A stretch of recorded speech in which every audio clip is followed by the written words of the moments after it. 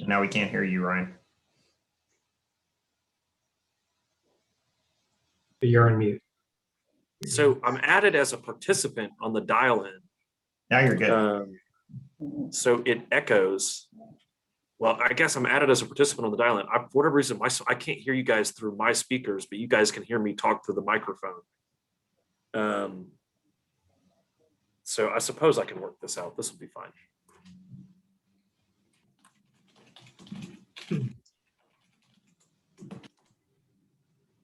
I'm offering the suggestion of headphones. Splendid. All right. Well, thank you all. We'd like to welcome our panelists to the DYAL Boot Camp, Deal Boot Camp Committee's first CLE serving clients in 2021 and beyond. I'd like to thank my fellow committee members, Kelly, Robert, Hayden, and our board member, Christian Knopf, as well as our other committee members for their hard work in putting together this panel. We are so excited to hear from our panelists. So to kick it off, I will give a brief introduction of our moderator. Michael Blatchley is the Chief Marketing Officer at Gray Reed. Prior to his time at Gray Reed, he worked at SMU Law School. Michael is a graduate of Texas A&M for all of you Aggies out there. And he also received a graduate degree from Southern Methodist University. So with that, I will hand it over to Michael. Thank you, Robin, and welcome everyone to today's session. Hope you're gonna get some good takeaways from this great panel we've got. Joining us, we have Kenya Woodruff with Catton. We have Wes Young with G6 Hospitality and Ryan Sears with Gray Reed. And I'll let each of you all introduce yourselves as we go through maybe the first round of questions. Kind of to set the stage a little bit about what we're going to talk about today. You know, when you start in your career as a young attorney, really it's all about becoming a great lawyer and learning the law and learning how to interpret the law and learning the various aspects of your area that you're focused on. But at some point, to some extent, you've learned at least the base level skills that you need to be able to do the job. And what differentiates you to a client may be more about what makes you unique beyond just that area of skills that you have. So hard skills are commonly, those are the things such as the practice of law, you know, being an employment attorney, understanding the issues in employment and things like that. But there are also soft skills, and soft skills are things like your communication skills, your ability to collaborate, time management, leadership skills, attention to detail, friendliness and mannerisms. Those are soft skills. And frankly, those become more important the further you go in your career. You know, think about it this way. If you deliver an excellent product, in other words, you get hired to deliver, you know, a verdict in a case, you may have successfully done that, but maybe your experience your client had to get into that point was not a good one. And frankly, there's so many of us out there nowadays. There's so many lawyers that they can find someone that can both deliver a great quality product and deliver a good experience. So those soft skills are the area that you really need to think about. And just to kind of give you an example, LinkedIn actually, if you ever try and apply for a job at LinkedIn, they actually specifically focus part of their interview session on seeing how effective you are in certain soft skills. So that's kind of setting the table. We're going to talk a lot about the soft skills and what key soft skills you need to probably be most effective in client service and what you bring to your clients. And we're going to primarily talk about three today. We're going to talk about communication. We're going to talk about understanding the client's business. And we're going to talk about how do you ensure that you're delivering quality services. So those are kind of the big three. In pending time, we may address one more. But to go into the panel portion of this, I wanted to kind of open it up first on communication. And the reason why we wanted to start with communication is because it's actually one of the most criticized areas that attorneys get. Any survey that says, that asked how effective the law firm was, usually the primary complaint is always communication. And to be clear, when I say communication, I mean there's obviously things like the Texas ethics rules on communication stuff, but I mean more around the service side. Are you setting and managing expectations? Are you talking effectively with them about the billing process and billing issues that might be coming up? Are you collaborating with them around key decisions? Those are kind of the things I'm talking about. So to our panel, I want to toss this first question out there to you. How do you ensure effective communication in terms of updating the client on status of matters, but also just effectively setting expectations and other communication issues? So I will open it up to y'all. I guess, Kenny, would you be interested in taking the first jump off the cliff here? Sure, I will. And as Michael said, I'm a partner at CAT and I'm in the healthcare regulatory space. And my practice ranges from day-to-day operational issues to mergers, acquisitions, and that bailiwick. So my days can be, hey, we have a physician who was 3 times the legal limit when he on his breathalyzer, and we're trying to figure out if he's impaired, which could be a pretty significant immediate response, or guardianship issues, patients who don't have someone to make decisions for them, to the more typical transactional matters where you have time to actually think about them, get your timing and scheduling together and all of that. So I think the communication style and type is going to be different depending on the situation. If you are dealing with emergent situations, you may be using text more than you would like to. You may be on your cell phone as well as your work phone, but really ensuring that you have established with the client what mode of communication, frequency of communication, and substance of communication is expected. When I was in-house at Parkland Hospital here in Dallas, we would have emergent situations, and I didn't need for the outside counsel to give me a 10-page memo on what to do. I needed to know what we were going to do with this person who we're having a debate over whether we take them off life support. So we needed really that answer. So understanding what the need is in that timing is really important. I will also say that there are always a lot of discussions around billing. And usually you have that upfront conversation. These are our hourly rates. This is what we expect it to be. Sometimes there's a curveball, and having an awareness of what the bills are as the month goes along, and being able to have that communication with the client about it. And for younger attorneys, if someone has given you a certain budget to do research within or to draft that pleading, and you see that you're 2 times that, give the partner or the lead attorney a heads up and say, this is taking longer than I thought. This may be a little surprising to the client, just to give some indication so there could be a preemptive conversation, or they can send you in a different direction. I don't know, Wes, what do you think about that?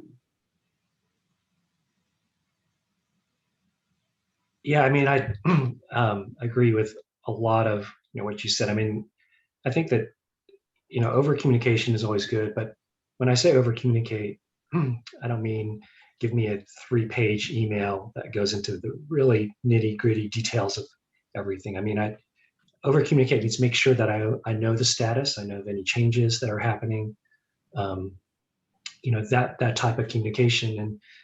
And I do think that it also, I don't know if this is the right place to address kind of the relationship that the outside counsel has with with the lawyers that you're dealing with in-house. But to me, some of what I'm telling you would be my personal preference. That's Wes Young, at G6. That's kind of what I prefer. But one of the things I think that's important about developing a relationship with your in-house counsel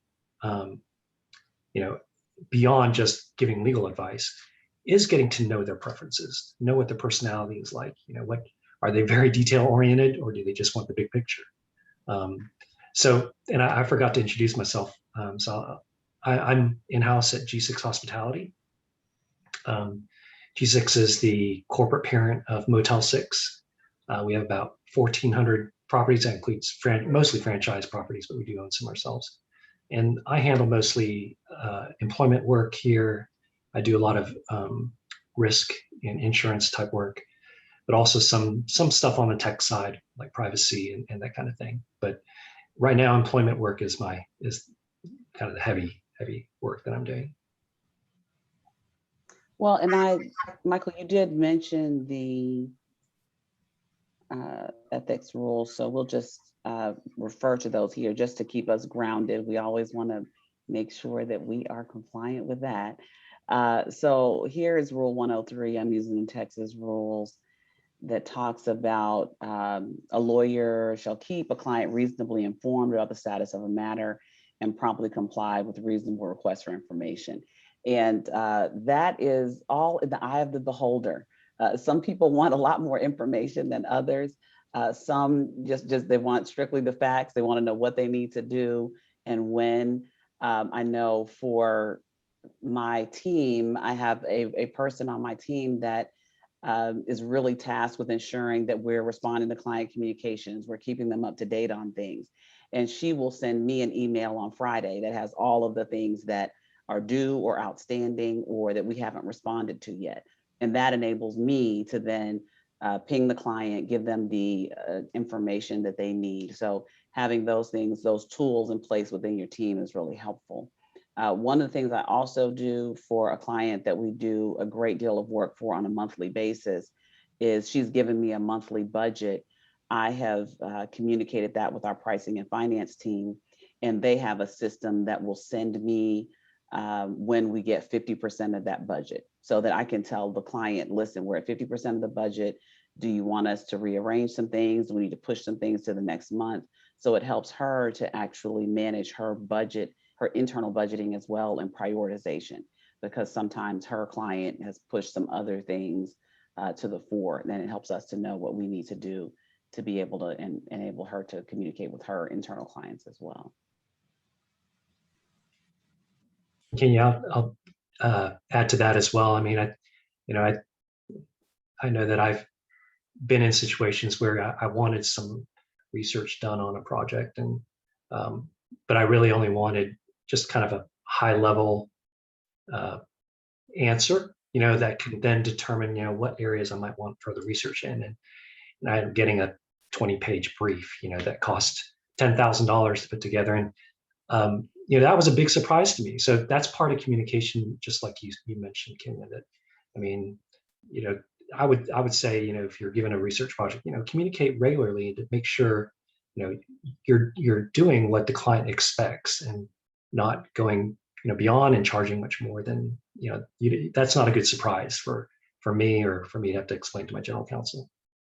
Yes, well, and sometimes it's hard on us outside counsel, because you'll call us and say, well, we just want a gut check, meaning you don't want to pay a lot of money, but we are still liable for the advice that we give, right? So then we have to kind of balance that. So when you're calling for that kind of, I just want your thoughts on this, how do you communicate that in a different way from I want a full-blown memo or research? Yeah, and I completely understand and sympathetic to that. And I think that's just, again, to this point that we're talking about is communication. Just,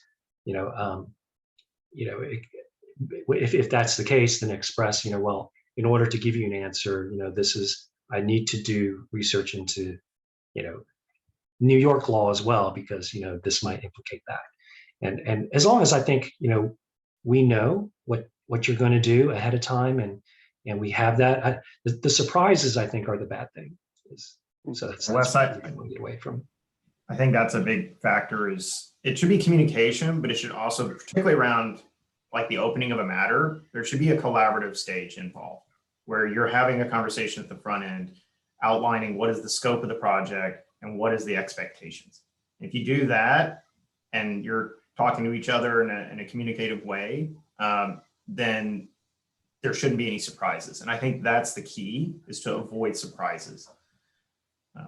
Ryan, what are your thoughts on what we've been talking about? Yeah, no, I think that these are all really excellent points. I'm glad that I get to kind of sum up some of the things I've said. I think that's all very, very good stuff. I mean, I think being an effective communicator can, it can take on a lot of different forms, including, something as simple as making sure that the subject line of your email says something beyond, status update. I mean, I like to try to make sure that when I'm sending an update to someone, understanding that, the council that we're working for or the clients we're working for have a lot of stuff going on. And, we may have multiple different matters for, even if it's not an attorney, if it's for a business person, have lots of different matters, going on for someone at the same time. And so, something as simple as, update on XYZ transaction, subject, submatter X or submatter A or whatever.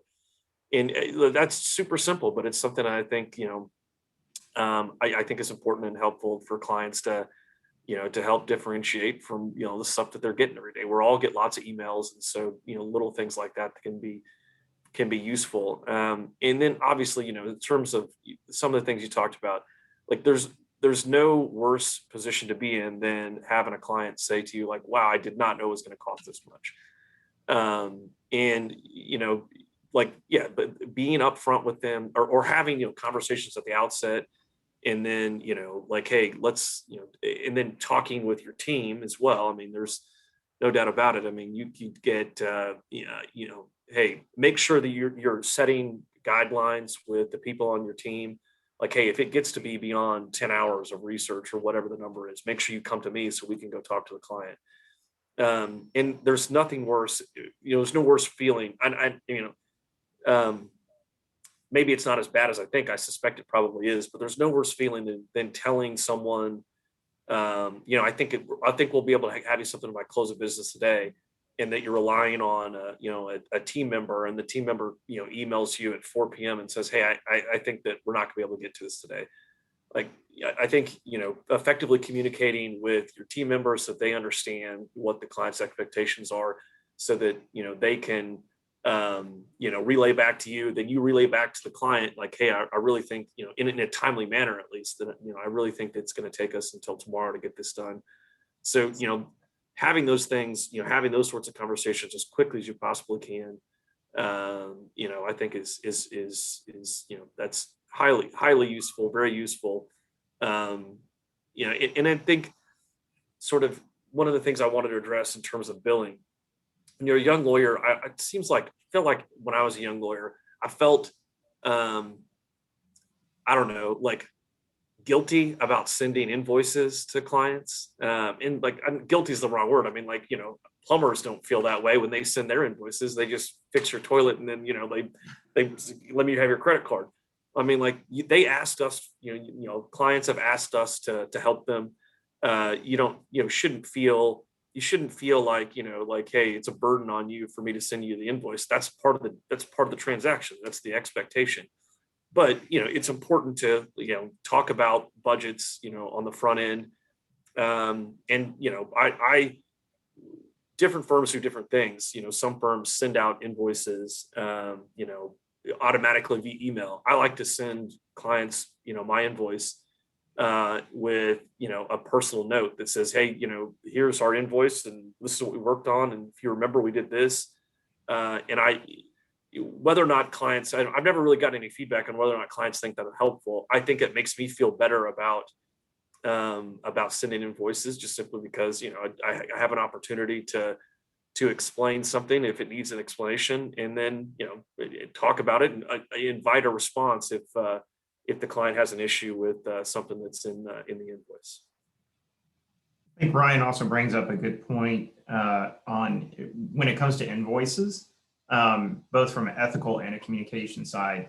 Detail is a big part of it in terms of explaining what the hours are attributed to. What was the product? Wes, do you guys have any thoughts on that based on your experience? Yeah, first of all, we're very grateful for the help that our outside counsel provides us. We gladly will pay and want to pay, for the work that you've done. And I personally, I give a lot of latitude to my outside counsel to decide, what's necessary.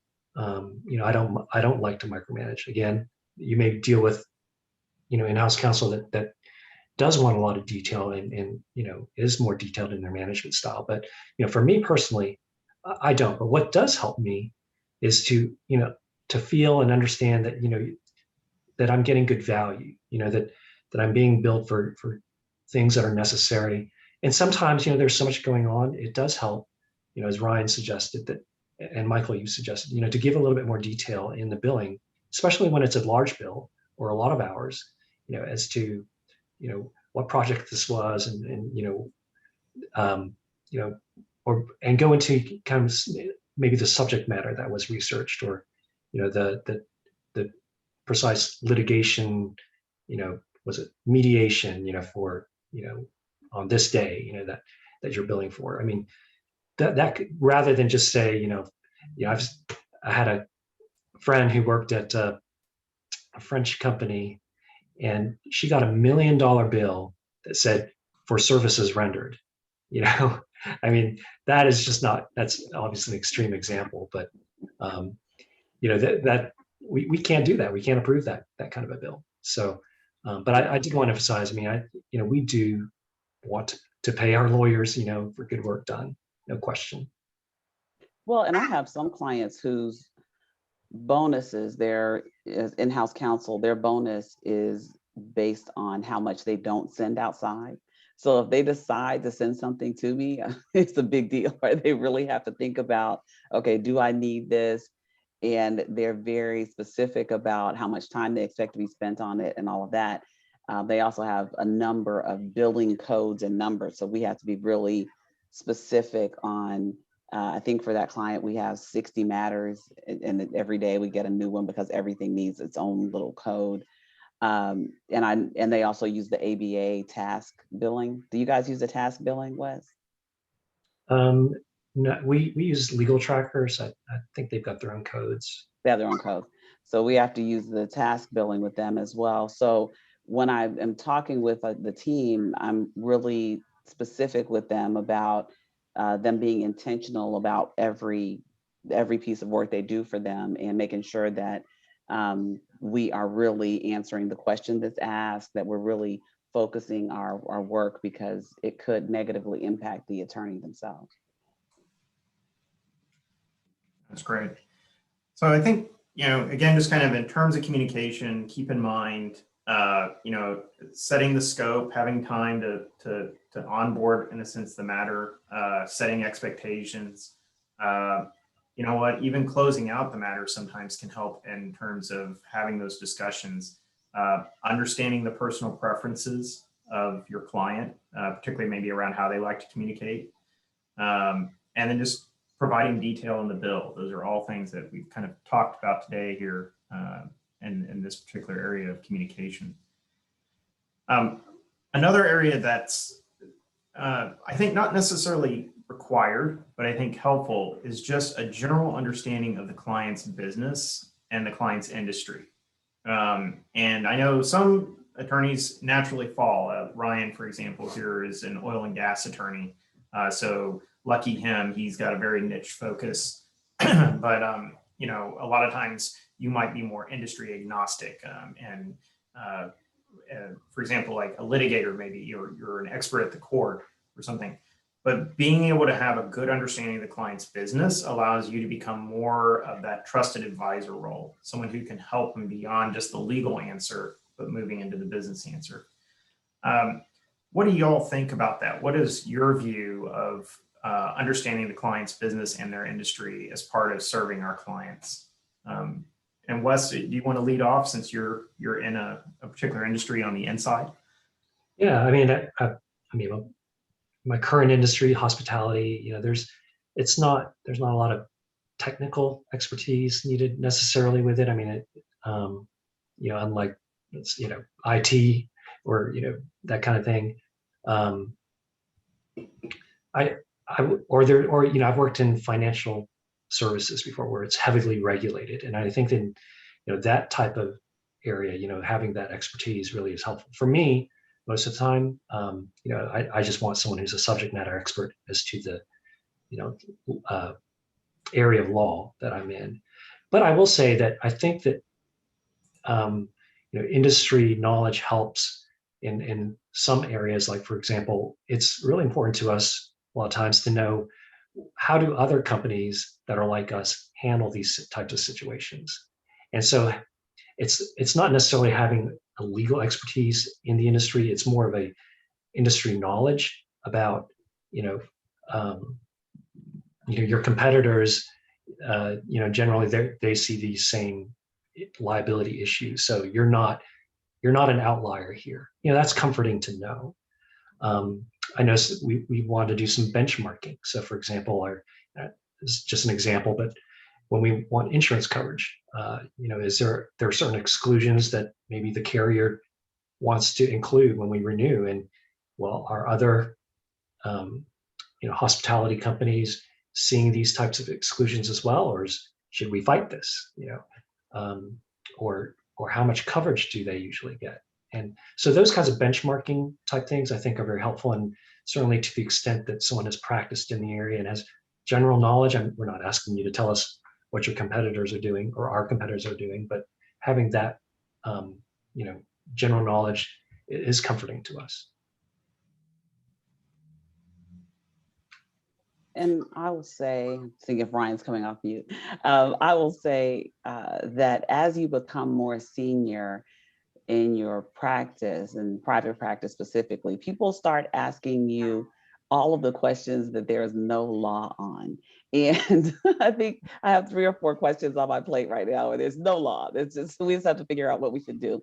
And that is when your contacts in the industry and your general awareness of the industry really become valuable. I think I probably get at least a call a week where someone needs to be connected with someone else in healthcare, whether it's in government or do you know someone in Health and Human Services? And if you do have an industry focus, I think that's really helpful as you continue to cultivate those types of contacts and that type of reputation. But I'm aware of a great employment law boutique that is a general employment law boutique, but they've done, I would probably say 20% of their practice is in healthcare. So they also understand all of the licensing issues and the credentialing implications and all of that goes along with the healthcare overlay. So they will definitely advertise themselves and market themselves as employment lawyers with a special emphasis in healthcare. So they are generalists, but they do have some specializations. So I think that's really helpful if you are more of a generalist to have at least 1 or 2 areas that you have a special emphasis in. Ryan, what's your experience being in the oil and gas area? Well, so like you said, so I didn't introduce myself either. I'm the head of the energy transactions practice at Gray Reed. And as Michael alluded to, I mean, like, if it's not important, then I've wasted a large portion of my career trying to understand the oil and gas industry. So, I mean, it absolutely is critical. I mean, there's for us, for my business, it's critical. I mean, there's a vernacular that's associated with the energy industry that, if you don't know it, then it's plainly obvious. And, and we sit and snicker at the people who ask questions, on conference calls like, well, what's this? And then, we put it on mute and say, how did they not know what this is? And so, yeah, I think it's critically important. I mean, I think it's important for being able for benchmarking. I think that's an important aspect of it, to be able to know, like, this isn't market. No, you can't accept this. We're not doing that. Sort of talking with clients in negotiations, you can with confidence say, no, we're not going to accept this provision. Like, that gives the client confidence, that lets them know that you are, your service them as best they possibly can. And, you avoid, if you don't know the industry, how do you know what you don't know? How do you know, what issues you're not overlooking if you don't sort of know some of the specifics about the industry? Knowing knowing the client's business, though, I think is I mean, having an understanding of the you know, of the industry is critically important, especially in a niche field like ours. I mean, because you know, you couldn't differentiate yourself amongst other lawyers if you didn't. But I can give an example about how, you know, it's even more critical to understand the client's business. And even if you're an industry agnostic type lawyer, like if you to become a trusted advisor, you know, obviously if you're an excellent lawyer, you have a good understanding of the business or of the industry, but then also know the client's business. That's sort of the sweet spot of creating relationships with your clients that will never be broken and are the most effective. So the example I want to give is a corporate lawyer, truly a industry agnostic corporate lawyer that I worked with when I was a second year attorney, and he was a partner and been a partner for a long time, a highly successful partner. He was outside general counsel to an international drilling services company, and went from being a partner at a law firm to the company's CEO. And so, like, that's how well he knew their business. You know, in notwithstanding the fact that he's probably not an industry expert per se, but knew his client's business so well that he went from being not an employee of the company to its CEO. And I think, like, that is an extreme example of how knowing the client's business is something that is, you know, important to creating long-lasting relationships. But obviously it'll serve you. I mean, like, that's how trusted he became, as he went from being their attorney to being their CEO. So I think ways to forge those bonds, if you can make them, immersing yourself in, you know, in those sorts of things, like Kenya said, when you're being asked questions about, like, what do we do here, and no one really knows, like, they trust you to figure out, you know, that's, I think, a sense when they know that you know their business, and you know that they trust you to come up with an answer that they certainly don't know. No one really knows. We've got to find the best way forward. So, Well, and as, Ryan. Oh, go ahead, Ken. well, also, I was going to refer to what you had said, Wes, about the highly regulated area. There was some corporate lawyers, and I know they always say a deal is a deal is a deal. And they were doing a healthcare deal, and I came in to look at it. And I said, well, yeah, you could do it, but you wouldn't be able to bill for any of the services that you provide there. So, you know, things, you started, you know, edging on that malpractice area when you don't involve subject matter experts. What do you think, Wes? I was just going to say that, you know, something that kind of came to mind in, you know, knowing your client, it's kind of like also, you know, you've got the kind of micro layer of knowing the in-house attorneys that you're working with and what their preferences are. But the companies also have a culture, and, you know, different companies, even within the same industry, may have just different risk profiles. And so it's very important, I think, to, when you talk about knowing your client and your client's business, you know, for the soft skill side of things, it's also understanding, you know, the company's goals, their risk tolerances, and how you can, you know, the advice and the counsel you give has to account for, I think, that culture as well. So, keeping in mind that our audience is largely young lawyers, how would you advise them to learn about the client's business? I mean, there's, you know, nothing better than non-billable time that you spend with your client, right? I mean, that it's hard now, you know, now that everything's is socially distanced. I think that, you know, you're not getting the meet and greets and dinners and social stuff, bar events, you know, in person.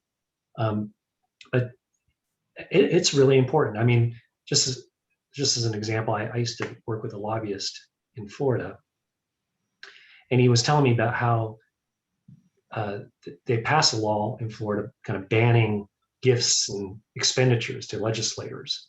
And that might sound on the surface like a good thing, right? I mean, you don't want to cause undue influence, but he said it actually made things much more difficult, because they used to have these social events where both sides of the aisle would come together and mix and mingle. and they would actually get to know each other, and they were friends. And it's much harder to disagree, with someone who's a friend of yours. And so he said that actually made it very difficult. So it's important, I think, to socially, engage with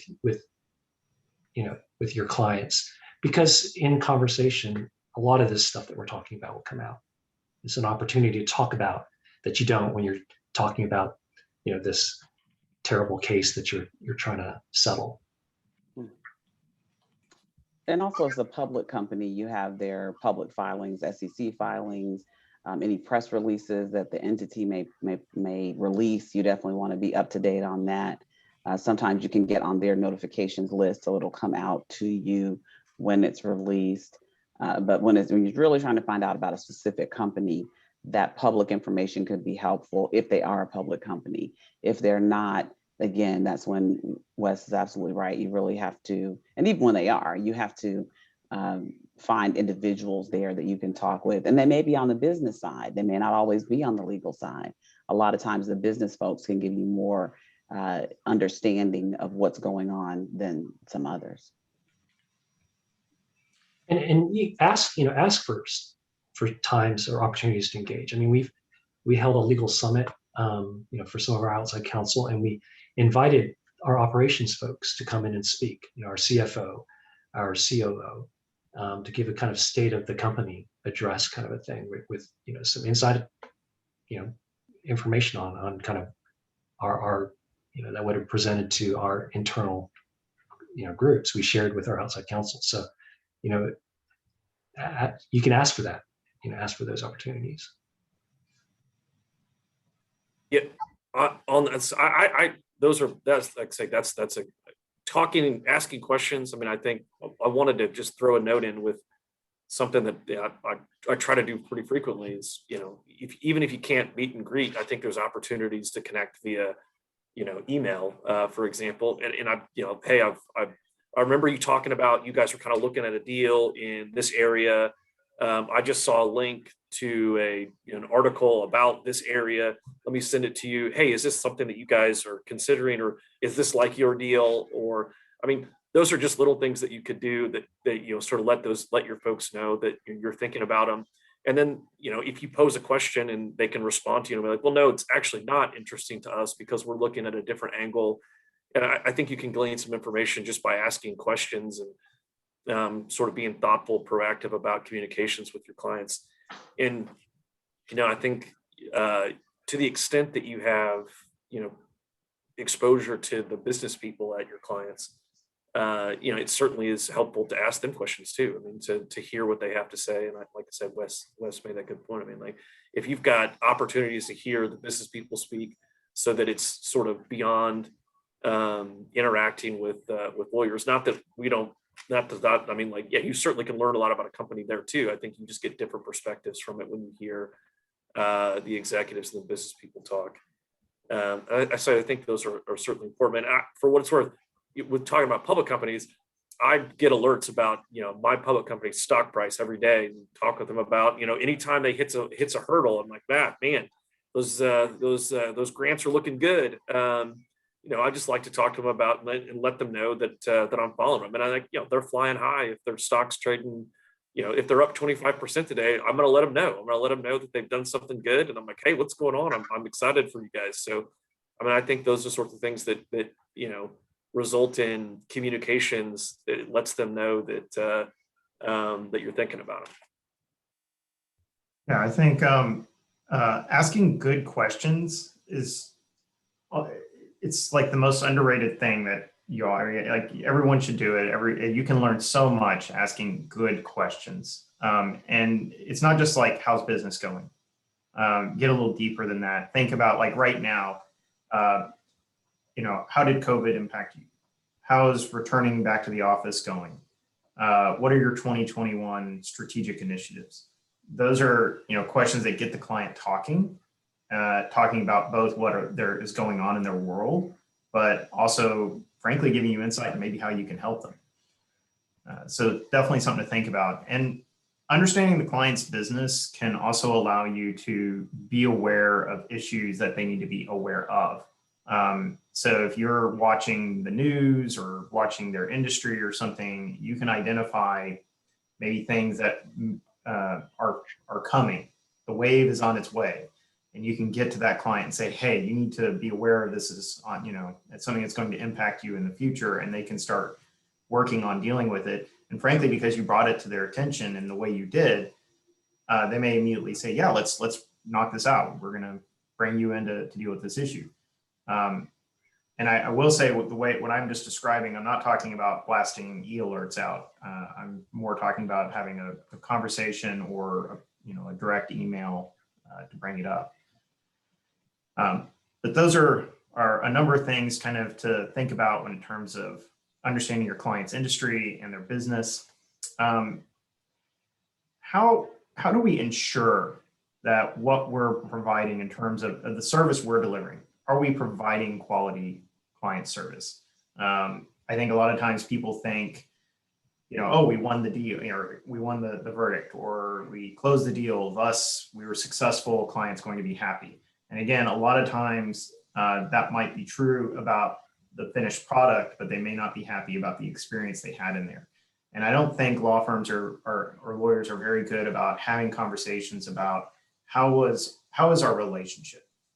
How is the service we're actually delivering coming? Are you happy with the way we're communicating and doing all these things that we've already talked about? So having those conversations is, in my opinion, pretty important. How do you guys address that? What do you found as best practices? Ryan, do you want to lead off on this one?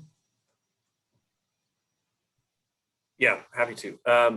No, I think it's just, it's personal discipline and open communication. I mean, what I do is just, it's simple. I mean, maybe a step back.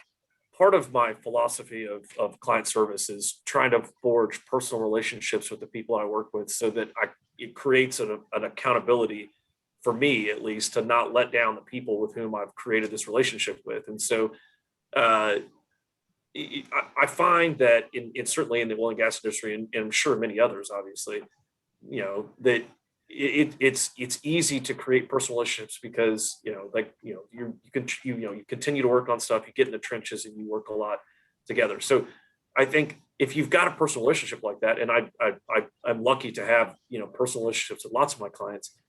I mean, it's just simple as calling and asking, like, "Hey, you got to let me know if you think that if we've gone off the path somewhere when we finish a matter."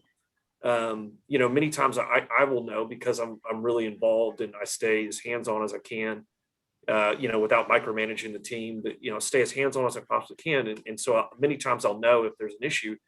But if, like a litigation matter, for example, that is being handled by another partner, I'd have, a handful of times just said, "Hey, guys, you got to let me know, client, you have to let me know if you think we're going off track here. You got to give me an update. If you think that communication isn't working, if you think that, you're not happy with the result." And clients have been receptive to me saying that and doing that for them. And now, sometimes confrontation can be difficult. And so, I worry that even though I'm saying that people may not, take me up on the offer to let us know if we're doing a bad job, and they just may move their work to somebody else.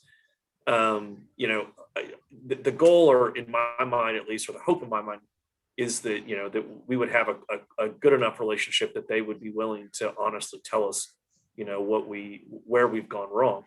And like, it hasn't happened frequently, but it's certainly happened where I've had someone say, like, "Hey, I'd prefer not to have this person work on my matters going forward, just because we didn't connect very well."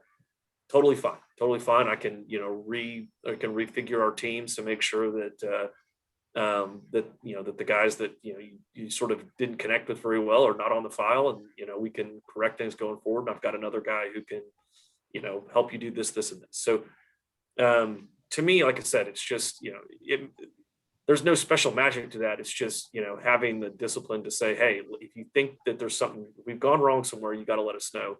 And to be open about the feedback that you get. So I don't know, that's not very technical, but hopefully that's useful. Kenny, what about you?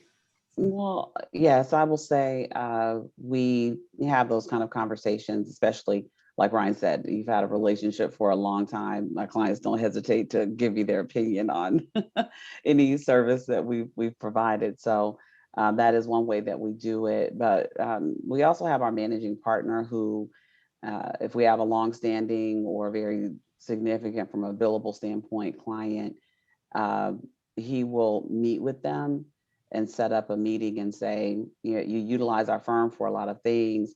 We just want to make sure that you're happy with the service. Is there anything we could do better? What do you enjoy? You know, kind of SWOT analysis.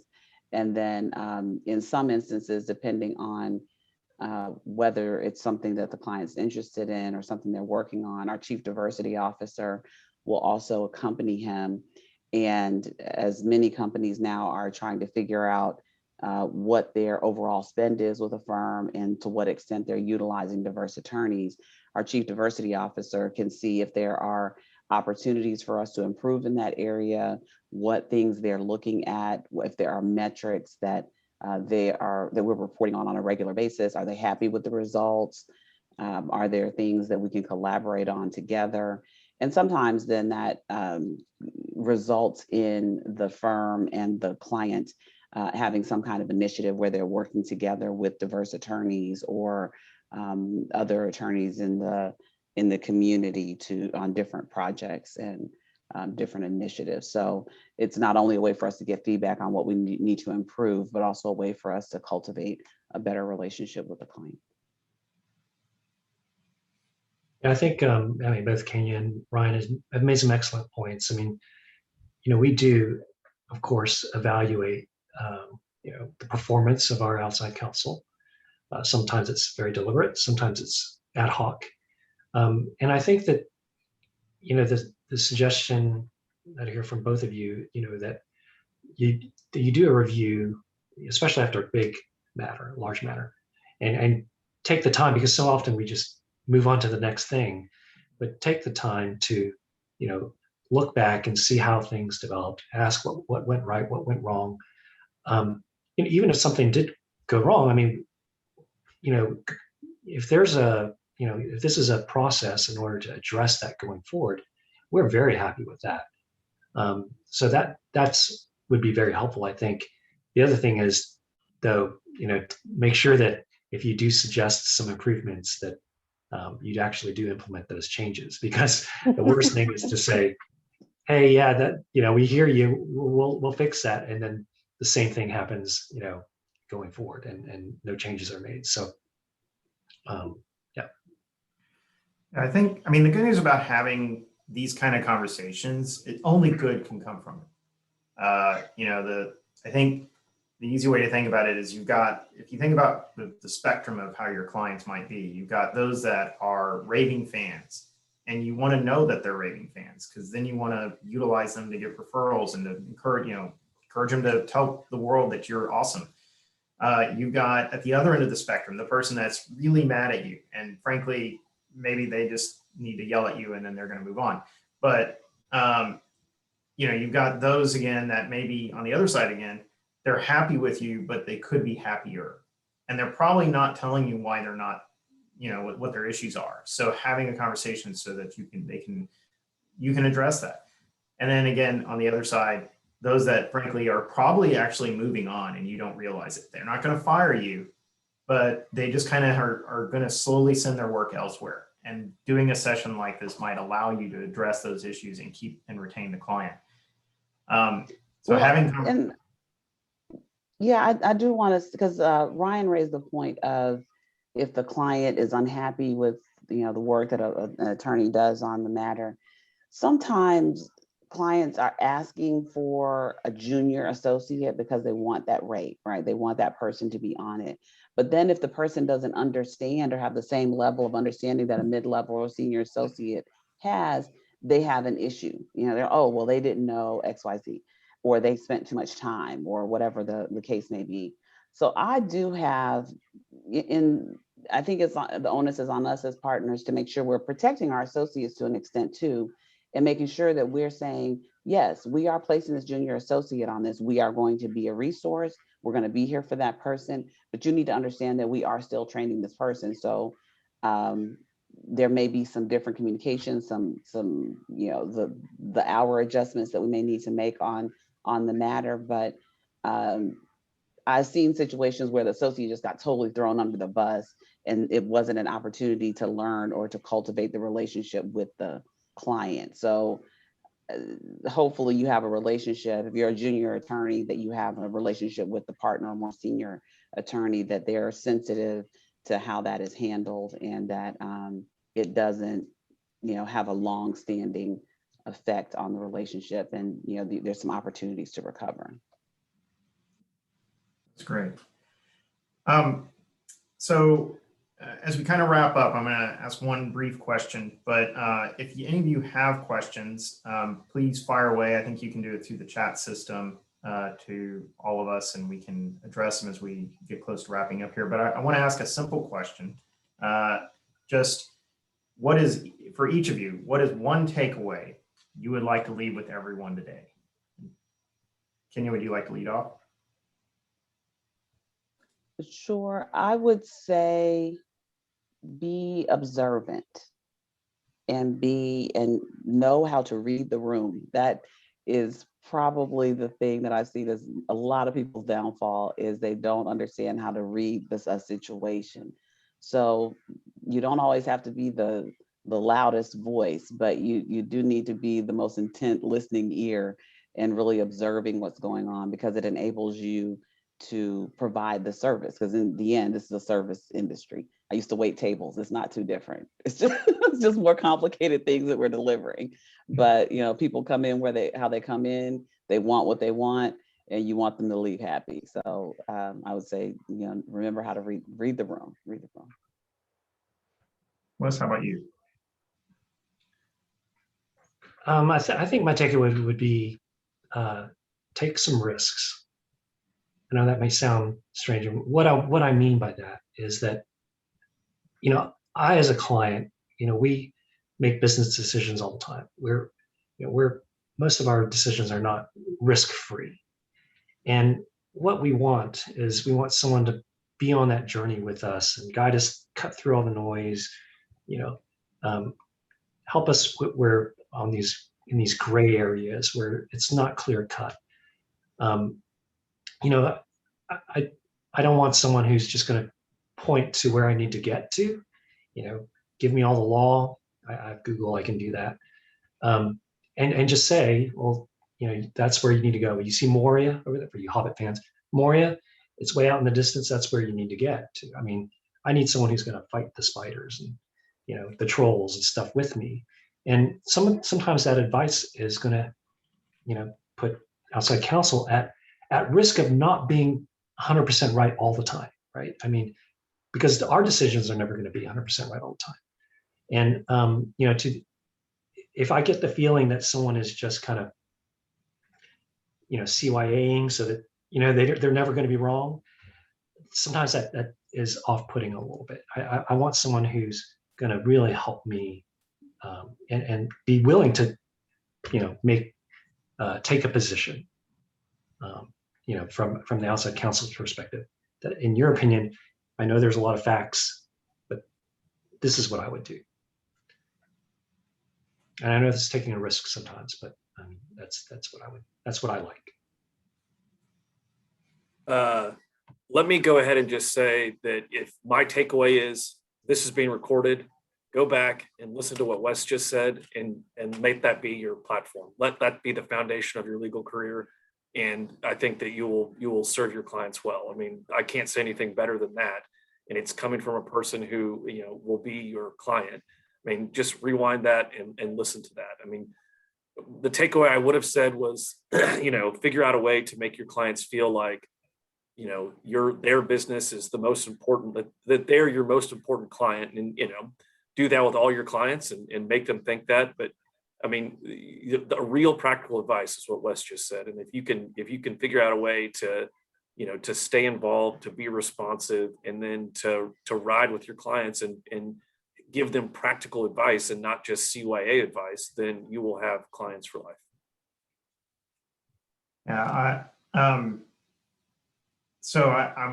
going to briefly address kind of Wes's too. I have heard in client feedback interviews, actually, how clients, they understand, they don't want just the legal answer.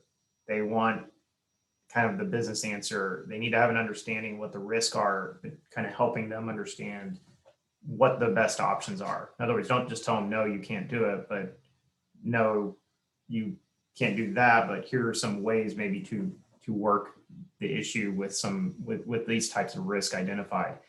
Obviously, you got to make sure you're not committing malpractice or anything, but it's there are ways to do it to where you can help that client in those issues that are murky and tough to kind of get through. But my one takeaway would just be, it's all about the client. What are their preferences, and knowing that, understanding their businesses, and helping them beyond just the legal issue, but with their business issues. And just being clear and collaborative in how you communicate and talk with them, and develop strategy and things. The more you know about all that, the stronger that relationship's going to be. With that, we have not had any questions. So if anyone does have anything, please fire away. But otherwise, I think we're pretty much done, unless any of our panelists have anything else to say, or Robin or Sherry want to jump in with any closing remarks.